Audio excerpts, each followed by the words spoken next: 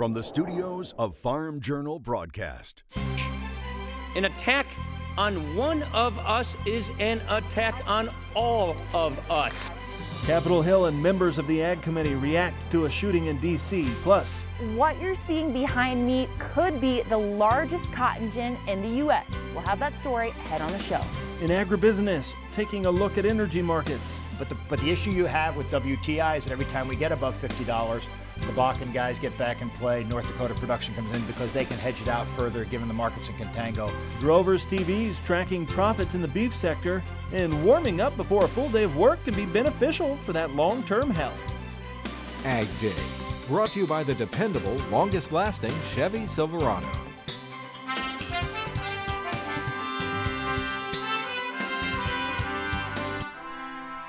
Good morning, I'm Clint Griffiths. A day has passed since a gunman opened fire at a Washington area park, hitting one congressman and injuring several other people and leaving a lot of unanswered questions.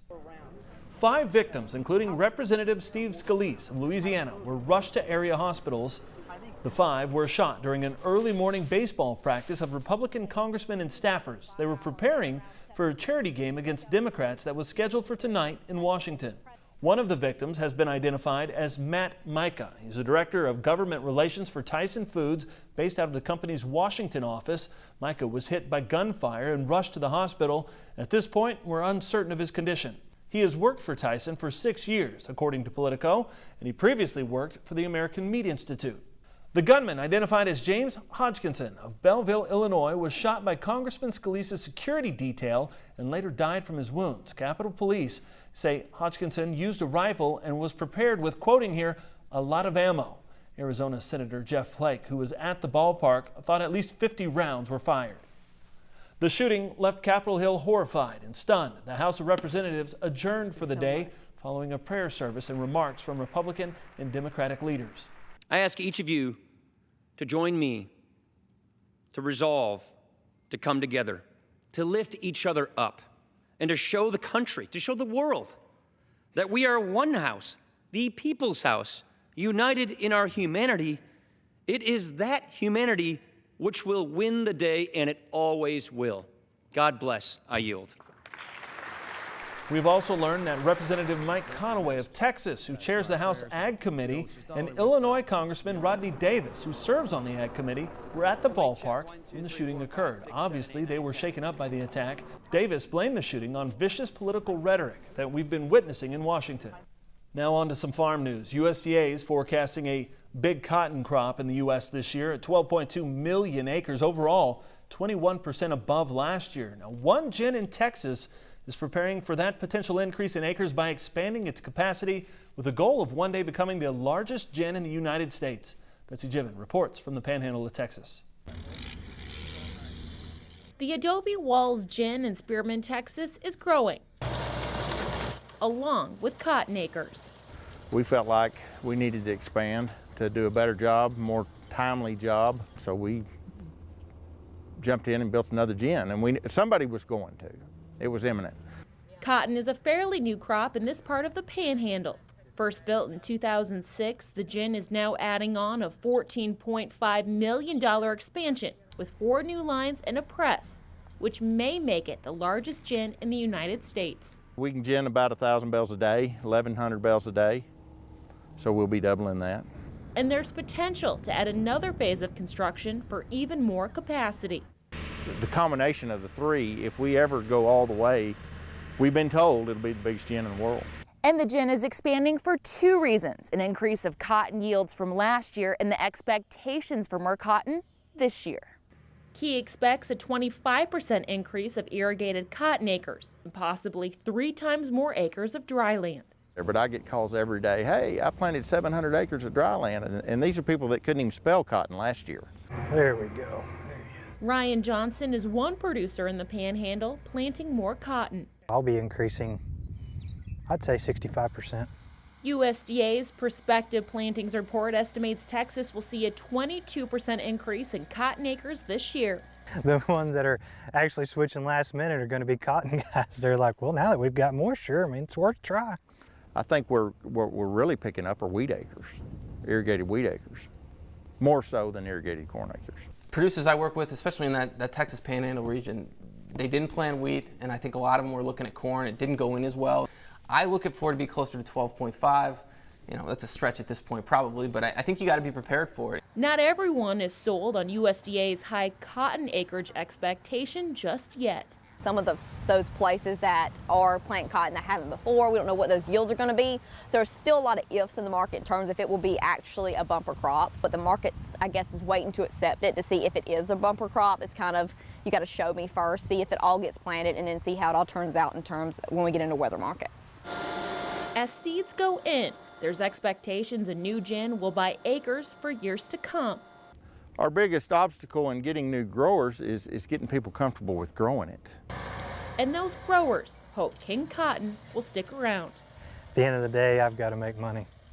It doesn't matter to me if it's cotton or sunflowers or what it is, but at the end of the day, I got to make money. Reporting in Spearman, Texas, I'm Betsy Gibbon. Johnson says another reason he's planting cotton is cotton does not use as many inputs with water, which is a benefit since some pockets of Texas struggle with having enough water. Now, a majority of the cotton crop is in the ground. USDA says 92% is planted in Texas. Some analysts telling AgDay they've heard of wind and heat damage already to the crop. The Texas cotton crop is 62% good to excellent. Another third is fair, but some states in the Cotton Belt have even stronger ratings. Arkansas, 79%, Tennessee, 83%, and South Carolina, 88%, while Virginia sits at 90%, all good to excellent. Nationally, 2/3 is good to excellent overall, a 3-point improvement from last week. China announcing approval of the Dow Enlist corn traits. The company says it will launch Enlist corn in the U.S. and Canada come 2018 now. Enlist allows farmers to use a dual herbicide which contains 2,4-D-choline and glyphosate. Dow still waiting on Enlist soybean approvals from China and the EU. Even though South Dakota received some rain, there's a stark difference between conditions in the southwestern part of the state and the north and northwestern. Mike Hoffman has an update in this morning's crop comments. Good morning, Clinton. Let's start off in Sioux Falls, South Dakota, near the Iowa and Minnesota border. As you can see, there is now standing water in some fields after roughly 2.5 inches of heavy rain poured into the area this week. Unpleasant news since that location is already wet. Farmers say the problem wasn't the amount of rain, but that it came down so fast and along with some high winds. A little history, that area saw 11 inches of rain in one system 3 years ago this week. Farther north in Chelsea, South Dakota, Steve Wood says his area got some nice relief this week during very dry conditions, over 2 inches of rain there as well. He says that more than doubles his rain total for the year. Steve says the pastures look about as tough as he's ever seen for June. And taking a look at the weather map, you can see a slow-moving system moving through southern Canada. Lots of showers and thunderstorms in the warm sector of that system. We'll talk about that and have your forecast coming up. First, here are some hometown temps. Visit farmjournalpro.com. Trusted analysis, professional insight. farmjournalpro.com.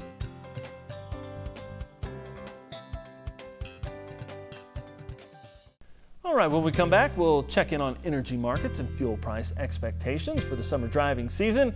And we start the day with a stretch. These construction workers taking a cue from sports teams and the benefits of loosening up before starting a full day. Ag Day, brought to you by Top Third Ag Marketing. Farmer first with a plan for every market.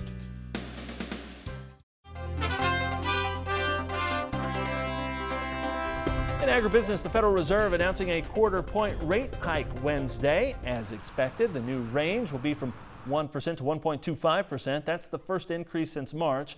The Fed now believes inflation will fall well short of its 2% target this year.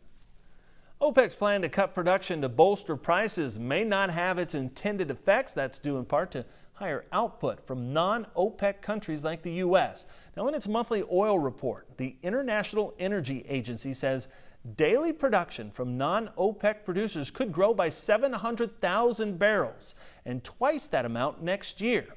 The IEA says if their projections are correct, that could keep a lid on oil prices as a glut of supply grows, despite the efforts of countries in the OPEC cartel and allies like Russia to limit production. Pete Meyer with Power Energy, our guest here at the Agribusiness Desk today. Let's talk about the energy market. We've looked at, over the last week, oil's come off a little bit. Some of those futures are down. what's happening in that market and where are we headed? Well, you do have to respect the volatility in it for sure. At Pyro, we're constructive to the market. We think we're going to have a good demand season this summer. We're constructive to the market almost to $60, maybe $65 basis Brent. But the issue you have with WTI is that every time we get above $50, the Bakken guys get back in play. North Dakota production comes in because they can hedge it out further, given the markets in contango. So you are going to get that hedge pressure the higher we go. It just seems to be that you're not going to see a flush. We're not going back down to sub $40, and it's going to be very hard. Even though we are constructive, the market, I think it's very hard. Anything above $55 is a tough place to get any sort of rally. I was reading some stories about exports being up 30 to 40% this year. Do you expect that to continue? Is that likely to be a bigger factor in this market? Obviously, it depends. It depends where the price goes, because if we can get it above 50, our exports are going to come out of the Dakotas, and those guys are not in business at $45. They're in business at $50 and above. Okay. So we would love to see the export market continue. I don't think there's anybody in America that wouldn't like to see the export market continue, because it's good. It's basically good for everybody. So yes, we think that if the production stays up or the price can stay up, we think that yes, the exports will continue at this pace, if not increase. So the other side of that is the usage side and buying oil for the farm and for driving. How's about consumer this summer? Consumer demand, is that going to be strong? We think it will be strong from the automobile side. We also think that the airline demand is going to stay kind of static. As far as diesel demand is concerned, we're also kind of in the middle of the road on that. But we do see some good gasoline demand coming. So the issue you always run into with gasoline demand is people are buying new cars all the time. There's a lot being talked about this subprime auto problem. So it tells you how many new cars are on the road, and those cars are more efficient. So they really have to drive an extra few percentage points to make up for the efficiency and to use more fuel. All right. Well, it'll be something we watch. Appreciate it. Thank you. We'll be back with more AgDay in just a minute. For more information on PIRA's agricultural research and analysis, call 646-478-6465.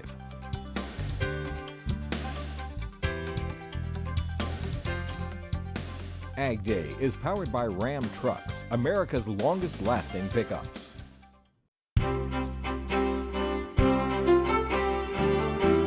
Welcome back to AgDay. Meteorologist Mike Hoffman. Mike, if we look at this map, I think everybody wants to know, are we getting into a more dry or a more wet pattern, or do we know yet? Is it going to be kind of mixed? Well, we don't know, but I don't see a real wet pattern returning, but I don't see any real widespread dryness either. So I suppose that's some good news as we head through June. As you can see, we still have a storm system north of Minnesota. Very slow-moving cold front to the south of that. It is picking up speed. I will say, though, behind this, it's not a lot cooler. There's less humidity, but temperatures in less humid air typically get hotter than they do where it's very humid. So you won't see a big difference in temperature, but you will see a difference in the feel behind that front. Very humid, though, south of this warm front, and that's where most of the showers and thunderstorms will be forming today, especially this afternoon. You can see, though, they're hit and miss overall, and not a lot along this cold front. A lot of the energy sucked out of the atmosphere yesterday, so it doesn't look like this one will have a lot to work with. Next system coming into western Washington, western Oregon, with some rainfall in much of that area. You can see, though, most of the northern plains into the southwest not really seeing too much in the way of rain as we head through the day today. By tomorrow morning, we will see this cold front stalling out in the southern portions of Missouri, northern Arkansas, and it'll begin to come back northward as a warm front, and that will start to bring the humidity back to those areas that see a couple days of relief there. High pressure dominating the northern Mississippi Valley tomorrow morning. As we head through the day, then that quickly moves off to the east, and we'll see developing showers and thunderstorms out ahead of the warm front for parts of the central and northern plain states. Hit and miss variety. Afternoon thunderstorms continue in the southeast. Precipitation estimates over the past 24 hours. Florida continues to get some moisture in many places, and you can see widespread but you know, not widespread 1 to 2 inch amounts, but there were definitely some areas that did get 1 to 2 inches. Central Mississippi Valley into the Great Lakes. Adding in the next 36 hours, you can see how we continue to add some across many parts of the country, but it will be hit and miss in a lot of this areas because you're in that warm sector, and that's typical for this time of the year. But from South Dakota to the southwest, not too much moisture there. High temperatures this afternoon, still 80s and 90s for most of the Corn Belt southward, a little cooler northeast and northwest. Same idea as we head through tonight. You can see, though, there's a few more 50s and 60s in the northern plains than we've seen recently. Highs tomorrow afternoon, again, 80s, 90s, even some triple digits parts of Texas, the way it looks. Here's the jet stream. There's that trough causing that storm system to the north. You can see how that kind of merges in, and another piece of energy dives into the Great Lakes for the weekend and into next week, and that will bring some cooler air to much of the northeast quadrant of the country. That's a look across the country. Now let's take a look at some local forecasts. We head to Spokane, Washington first. Cloudy and cool, a shower in some spots, high of 65. Joplin, Missouri, partly sunny, hot and humid, high of 94. And Binghamton, New York, a mix of sun and clouds and comfortable afternoon high of 75. Well, up next on Drovers TV, we'll look at the latest beef industry profit tracker and talk about a new survey of consumers. And later, these hard-working folks are finding ways to stay healthy on the job with a little pre-game warm-up. Get the roots your crops need by getting Radiate first. Visit lovelandproducts.com/radiate. See your CPS dealer today.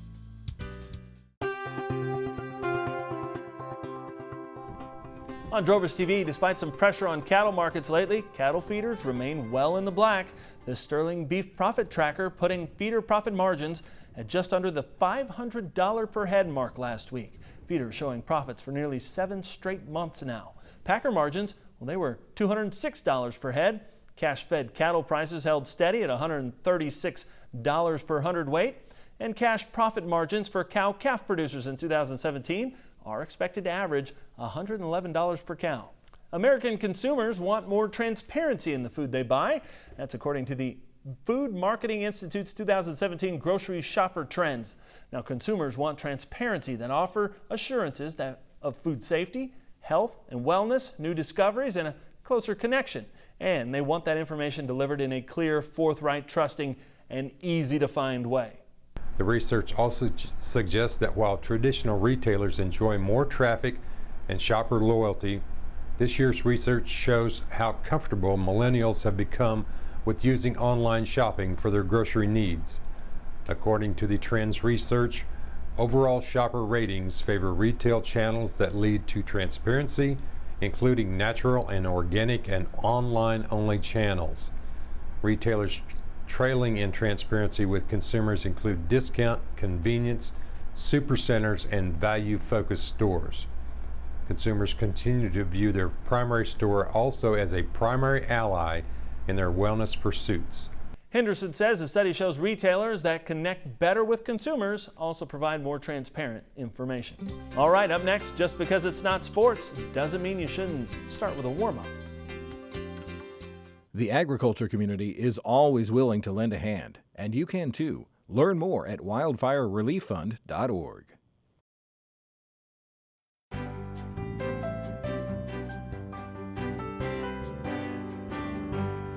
In the country, brought to you by Kubota. Check out Kubota's RTV-X 1140, a rugged utility vehicle with seating for 4. Stop by your local dealer today or visit Kubota.com. You know, farmers and ranchers work hard for a living, often starting early and staying up late with plenty of heavy lifting in between. Well, this crew also works hard. The construction team helping build the new Milwaukee Bucks Arena in Wisconsin. Now, taking their cue from the players, between 500 and 600 workers are starting each morning with stretching and warm-ups. The safety director says these tough guys and gals were skeptical when she started the program with workers. The most important thing is to start the day together. It's really a culture thing, you know. You start the day together, you talk about what you're gonna do today, you talk about what happened yesterday. Any construction site, you gotta be mentally prepared for it because stuff happens all the time, things constantly changing, and your head literally has to be on a swivel because you don't know what's going on at any particular time. I noticed a difference in the people.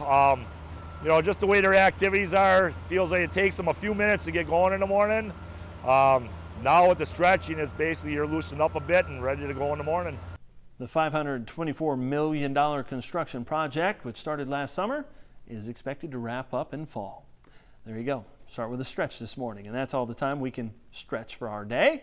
Thanks for spending part of your time with us. For Betsy Gibbon and Mike Hoffman, I'm Clinton Griffiths. Have a great day. AgDay is powered by Ram Trucks, America's longest lasting pickups.